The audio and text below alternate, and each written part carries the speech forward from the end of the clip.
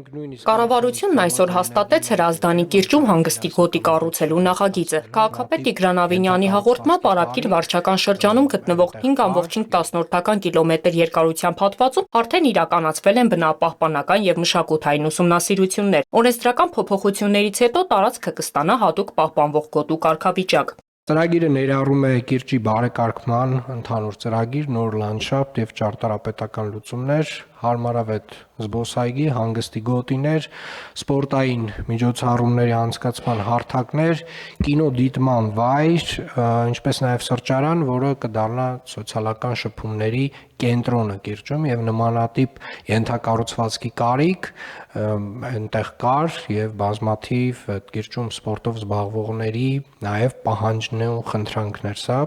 Գործադիրի խնդիրն է կիրճը դարձնել ավելի հարմարավետ քաղաքացիների համար, նշեց վարչապետը, հավելելով, որ տարածքը մարդաշատ է, հատկապես շաբաթ-կիրակի օրերին, եւ ծրագիրը հնարավորություն կտա պատշաճ պայմաններ ստեղծել ակտիվ հանգստի եւ սպորտի սիրահարների համար։ Պետք է արձանագրել, որ դա հսկայական մեծ տարածք է եւ շատ մեծ պոտենցիալ ունի եւ Երևան քաղաքում ընդհանուր առմամբ եւ օդի որակի եւ կյանքի որակի բարելավման առումով շատ մեծ պոտենցիալ ունի եւ մենք այդ նախագիծը պետք է սկսենք իրականացնել եւ այսպիսով սկսում ենք իրականացնել։ Հաջորդիվ քննարկվեց ճանապարհների շերտագրման սարք ձեռք բերելու հարցը, որն իր հերթին ավելի կարագացնի ասֆալտապատման աշխատանքների ընթացքը։ Վարչապետն էլ կատակելով ասաց, որ ասֆալտապատումը մոտեցնում են վիրահատության ճշգրտությանը եւ տրամաբանությանը, ու այդպիսով նորից ասֆալտապատում իրականացնելու համար ոչ մի լումա չեն կորցնի։ Այն մեզ թույլ է տալիս ամբողջությամբ շերտագրել եւ արհեստական բանականության հետ համադրելով որոշել ինչ տեսակի նորոգում պետք է անենք, այսինքն սարքավորումը կանցնի այդ ճանապարհի վրայով եւ ինքը մեզ խորհուրդ կտա մենք այնտեղ միջին նորոգում անենք, թե հիմնանորոգում, մեզ կպատմի օրինակ ճանապարհի 70 սանտիմետր խորության վրա գտնվող ճաքերի մասին, ինչը մեզ թույլ կտա որոշել օրինակ հիմնանորոգում, թե միջին նորոգում անենք։ Ոչ մի լումա չեն կորցնում դա։ Ընդհանրապես ոչ մի բան։ Դա ընդհակառակը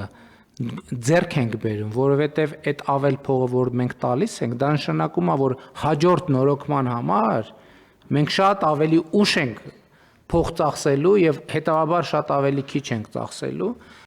Վարչապետը նաև խոսեց աջակցության ծրագրերի մասին, որոնք մասնավորապես վերաբերում են լիզինգին, սահմանամերձ գյուղերում բնակարան կառուցելուն, վարկերի սուբսիդավորմանը, եկամտային հարկի վերադարձին եւ այլն։ Ըստ վարչապետի սրանք ակնհայտ պարտավորություններից դուրս արված ծախսեր են, եւ դրանց շրջանակում կառավարությունը 6,6 միլիարդ դոլարից 4 միլիարդը ուղղակի հավաքել եւ վերադարձրել է քաղաքացիներին։ Հեղափոխությունից հետո եւ հեղափոխության արդյունքում 2018 թվականի Հայաստանի Հանրապետության պետական բյուջեն 4,4 միլիարդ դոլարի լրացուցիչ գումար է գեներացրել եւ դա մենք որոշակի մեթոդաբանությամբ հաշվարկել ենք, ֆինանսների նախարարության հետ վերջերս աշխատել ենք, այդ թիվը հասել է արդեն 6,6 միլիարդ դոլարի եւ մենք կարող ենք արձանագրել, որ այդ 6,6 միլիարդ դոլարից 4 միլիարդը մենք ուղղակի վերադարձրել ենք քաղաքացիներին։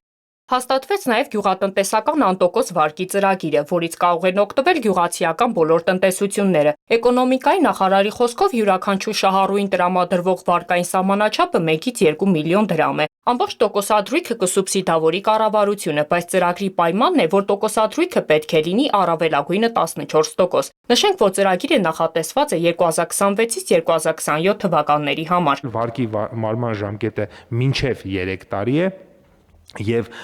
շատ կարևոր մի կետ էլ կա, վարկի մայր գումարի համար, վարկի տրամադրման օրվանից հաշված այդ արտոնյալ ժամկետ ունենք 6 ամիս, այսինքն վերցրեցին օրինակ 2 միլիոն դրամ մեր քաղաքացիները, իրենք առաջին 6 ամիսը ոչինչ չեն վճարում, պետությունը տոկոսադրույքները կվճարի, բայց իրենք արդեն մայր գումարը սկսում են 6-րդ ամսից վճարել եւ որն է ավելի կարևոր, իրենք կարող են մի քանի անգամ օգտվել այս ծրագրից։